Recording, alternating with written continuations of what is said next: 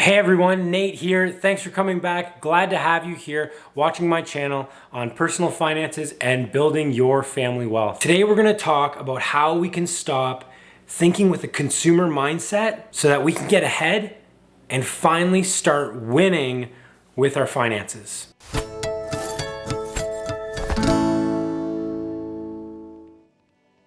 Coming from a relatively humble background, we didn't have many conversations about money, and we didn't really have those sit-down conversations where we talk about investments and saving and what to do with your money once you had it. And as I moved into my teen years, I just became, terrible with my money, not having direction. I remember buying my first vehicle at 17, a 1989 S10 Blazer with a 305 V8 engine, buying it for $3,000 and then pouring a whole bunch more money into it for that awesome Edelbrock carburetor and then selling it for 500 bucks. That was a poor money decision. I really needed to change the way I thought about money before I could even really start investing. Before you can invest your money or save your money, you need to know what to do about spending your money, or else it's just going to be this cycle of you spending your money and not having enough. And then 20 years, 30 years is going to go by and you're not going to have much in the form of savings. You're not going to have anything in the form of investing. So we need to really look at, how do we spend our money? See, it doesn't matter how much money you make, because some of us can kind of get caught in that trap of, oh, I only make like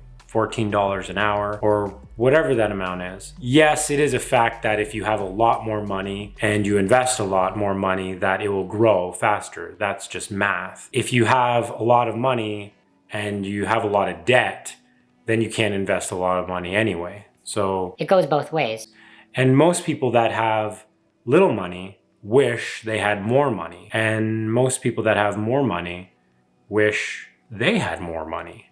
So you see, the cycle is just perpetual and it just goes over and over and over again. So we need to be able to change our mindset before we can start thinking about saving or even investing. We're going to address this mindset in a two-part series. So this week we're going to talk about that consumer mindset, and then next week we're going to talk about an investment mindset. We're going to cover 3 issues concerning the consumer mindset today that plagued me as a young man in my 20s and may even be plaguing you to this day. And if you follow along through the whole video, by the end of it, you'll have a clearer picture on how you can change your feelings, your beliefs, and your behaviors on a consumer mindset and work towards getting ahead rather than always being behind. So let's dive into it. So make sure to smash that like button down below. That just helps with the YouTube algorithms and getting my videos out there to more people so that they can work on this journey with us, right? We have 25 people. Oh my goodness, 25 subscribers. I'm actually pretty excited about that 25 people are willing to listen, set aside some time and say, you know what? I want to change my financial future. I want to get ahead. I want to win. And that's what this channel is really about. So thank you so much for following along as we go through this journey to financial freedom. The first thing we really need to do is talk about why we need to talk about it. Most Canadians and Americans don't even have $1,000 saved in their account, which is kind of sad. You know what? I don't think because they don't have $1,000 in their savings account, they can't save, but part of it is just learning how to spend your money. So consuming. What is consuming? Well, it's the act of consumption by use, decay, or destruction. So let's go over destruction. No, I'm just kidding. But you know, if you don't spend your money properly, then you will definitely have financial destruction. Now, many Canadians and Americans live paycheck to paycheck. And what that really means is you get paid on Friday and most of your money's gone. And by the time you get to your next paycheck, there's no money. And if you didn't get that second paycheck, then you would pretty much be in financial ruin because you wouldn't have enough money to pay for the bills that are already lined up. So what are some of the things that you buy as soon as your paycheck comes in? So let's talk about your needs first. Some of those needs might be your mortgage or your rent, utility bills, gas or oil, maybe wood if you're living in the country and you have a wood stove, which I'd be super jealous of because I love wood stove. But the thing we're talking about today is what you do with your money after you spend your money on those needs. And the money after that is what we call all wants. Now, what you're expecting from me is probably you're expecting me to tell you, you have to eliminate all of the wants. and that's not true. I don't think that you have to eliminate all of your wants, but we do need to limit the amount of wants in order to start saving and in order to change our mindset. And actually, if we eliminate all the wants, then it just produces Failure, because you get up in the morning, and you drive past your favorite coffee shop. you haven't had a coffee in 3 months, and you just start twitching. And then you binge on coffee and you buy a coffee every 3 hours. But what are some wants? I just mentioned coffee shop might be your favorite coffee place that you go to. Might be electronics. It could be clothes. Clothing's a big one. Those are all kinds of wants. You don't necessarily need them. Although you do need clothes, or else you'd be naked. Oh, another big one is eating out. Now, how we consume these wants is the problem, not which wants we consume. Now, before we go any further, make sure to smash that like button. Now, consumption takes your disposable income. It uses your disposable income. It destroys your disposable income until it's all gone. So a consumption mindset is going to spend money on things right away that will give you quick gratification. You know, that quick dopamine hit when you're shopping on Amazon and you swipe up and you're like, oh wow, look at that. But I have headphones. You know what? I'm just gonna get them.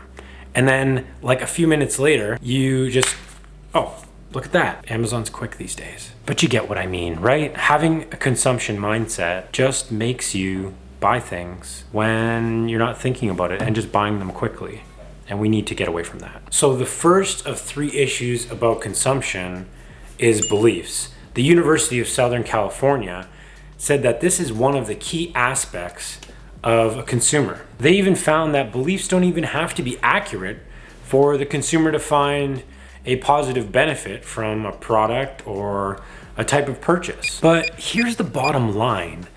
If you believe that spending money on coffee every day is a good thing, then you're going to continue to spend money on coffee every day. Beliefs are very difficult for people to change. And this is part of the reason why people have such a hard time getting ahead. They need to see proof that a certain action is actually going to produce something positive. So when you take that coffee away from them that they buy every day, they need to see a positive reaction from that in order for their belief to change. I have to actually believe that when you go to Starbucks, that this is a painful transaction and this is going to affect your future. But if every time you go to Starbucks, you get this great dopamine feeling, then you're not going to stop shopping at Starbucks every day. You're just going to continue to go to Starbucks because it feels really good and you just love their coffee. You may believe that Starbucks has amazing coffee and that you want to go there every day. That could be detrimental to your financial freedom. So what we're going to do is we're going to set up some guardrails. And some of those guardrails include, I'm going to have $25 every month. Maybe that's a little steep for some, and for some others, that's like, wow, you're being super stingy.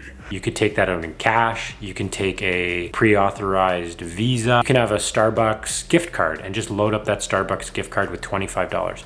And as soon as you spend that $25, you have to commit to not putting more money on that card. This isn't going to be easy. This is going to be hard. Changing your beliefs is really difficult. The second issue with our consumer mindset has to do with our feelings. The University of Southern California said that sometimes our feelings are actually derived from our beliefs. So our feelings actually come out of our beliefs. So the bottom line here is that your feelings can actually change how you buy things. You can all see this, and we all have feelings, right? So you might feel like Mac is the best computer and you will never buy anything else. Anyone that disputes you, you argue with them and say, no, Mac is the best computer. And that may very well be the case, but your feelings are now driving your consumerism. So the next time you break your phone, instead of just getting a cheap phone or an Android, you'll go and buy the most expensive iPhone, because iPhone is the best. But sometimes we need to delay that. We need to delay that gratification, and we need to buy that Android even though we want the iPhone, but we can't afford the iPhone. How do we change our feelings towards spending? What we need to do is, again, have a negative feeling. There are guys like Dave Ramsey, who's like a financial guru, who talks about, not using credit cards, only using cash, because when you have cash in your hand and you have to give it to someone, it's painful. So there's this pain, this sensory pain that's involved in giving away cash. You're less likely to spend all your cash than you would if you just had a debit card. We have to set up guardrails. And how do we set up guardrails for something like this? Let's say you have an Amazon account. One of the things that you could do is you could disconnect your credit card from that account and give that card to your spouse, or put it in a block of ice and stick it in your freezer. Okay.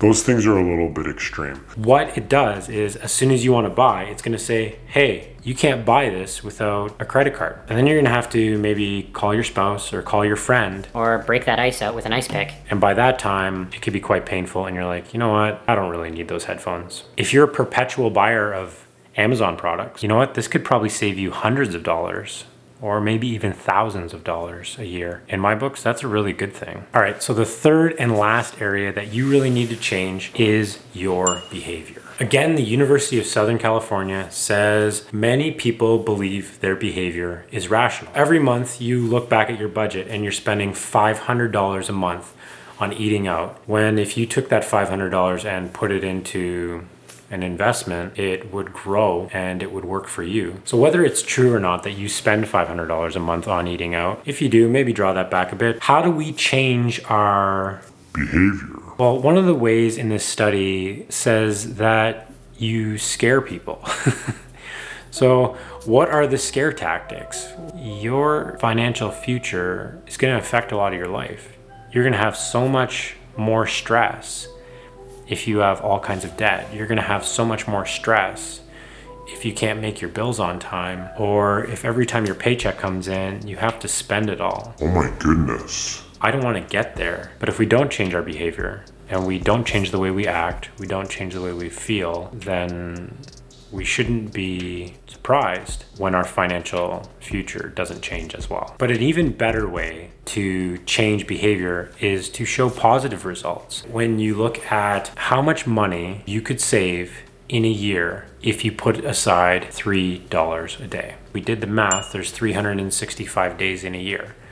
So you're looking at 1,095. Just $3 a day. You don't even touch it. You just do an automatic withdrawal out of your bank account into like an EQ savings account. It's gonna earn you some interest and you don't touch it. In 10 years, how much are you gonna save? Well, you're gonna save $10,000. Do you have $10,000 in your savings account right now? Have you been working for 10 years? And that's just $3 a day. That's just less than $100 a month. So imagine if you saved more than that, or if you put that into, I don't know, an investment, and that grew even more, then the amount would be exponentially bigger just by saving $3 a day. What costs $3? A coffee? I think we can all probably save $3 a day. Now, if you stuck around and you listen to all these different applications and you apply them to your life, you're gonna be set up really well for the next video and how we talk about an investing mindset. Thanks for sticking around. Really enjoy having you. See you guys next week.